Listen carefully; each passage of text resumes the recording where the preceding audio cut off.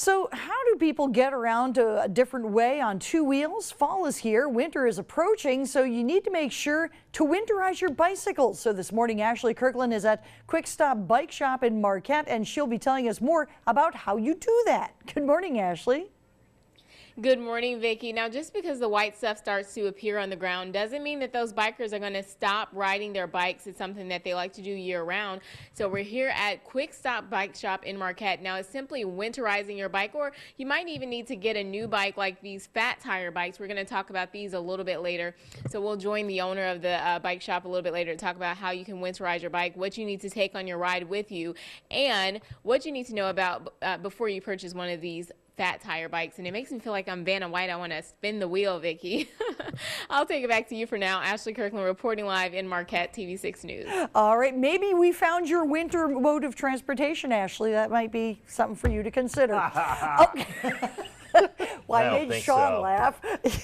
Should be a popsicle. I have seen people ride bikes in the wintertime, and it is a very viable source of, transportation in the winter if you've got the sisu to do it, And I think Ashley Kirkland, though, it could barely handle from the parking lot to the door. No offense.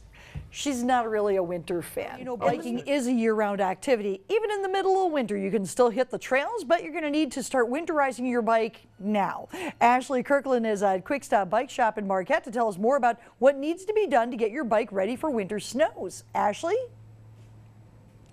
Good morning, Vicki. Well, I remember Sean had a little laugh after talking about me riding a bike in the winter. I think I found a bike that will fit him just great here at the Quick Stop Bike Shop. So there you go, Sean. No, but I'm back here and I'm with Phil Ott, owner of the Quick Stop Bike Shop, and we're going to talk about winterizing your bikes. Phil, thanks so much for being here this morning. Now, what's the first thing you need to consider when you're thinking about winterizing that bike?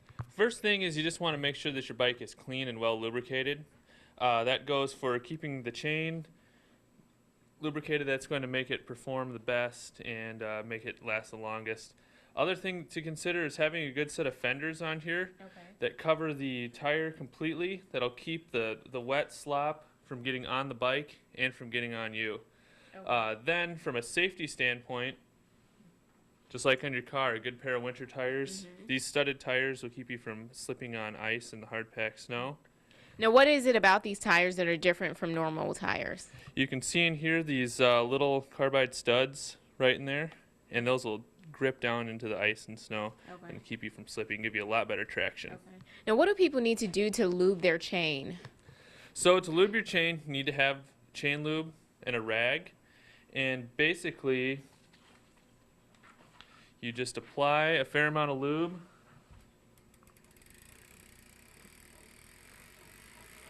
And we'd put on a little bit more than that, back pedal, and then you wipe all the excess off. Now, how often do you want to do that during the winter? In the winter, I would do it as much as you can every day, every other day. The more the better. You can't really over-lube your chain in the winter. Now, you guys have also something to keep you warm while you're handling your bike because it might be a little cold handling the handlebars. What do you have for that? Yeah, they're called bar mitts, and it's these neoprene covers that go over the handle of the bike. You can slip your hand in here.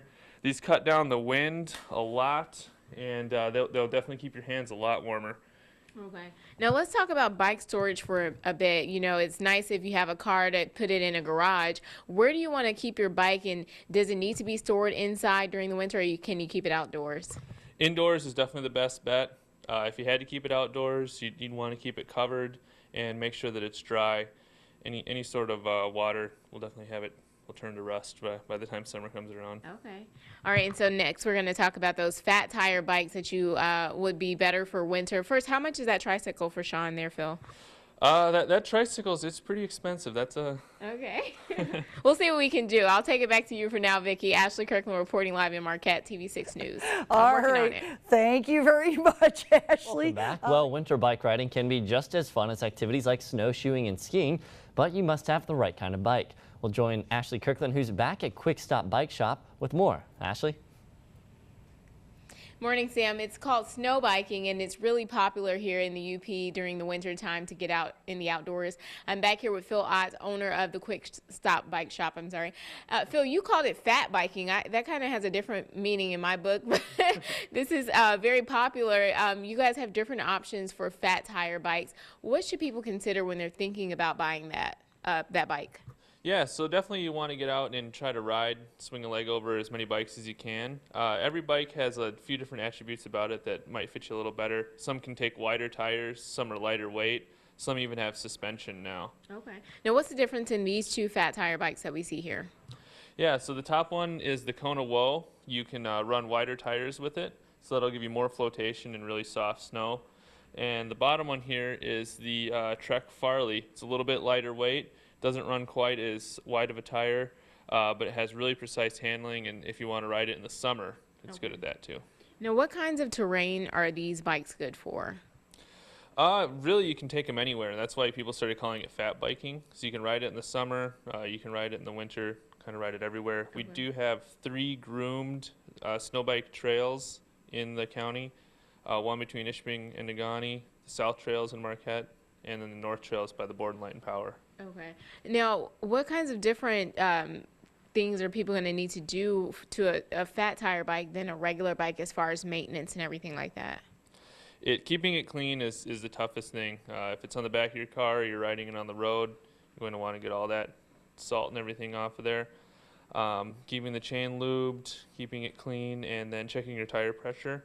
These bikes run a lot lower pressure than another bike, and it's really condition dependent. So between 2 and 12 psi is kind of where people run. Okay.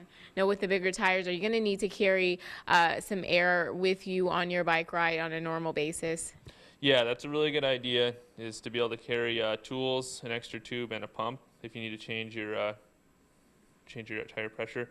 And bring an extra layer of clothing because it gets cold out there. Yeah, that sounds good to me. I'm always game for an extra layer of clothing. Thanks so much, Phil, and have a great time this winter riding. Thank you. Make sure to stick around for more of your TV6 Morning News.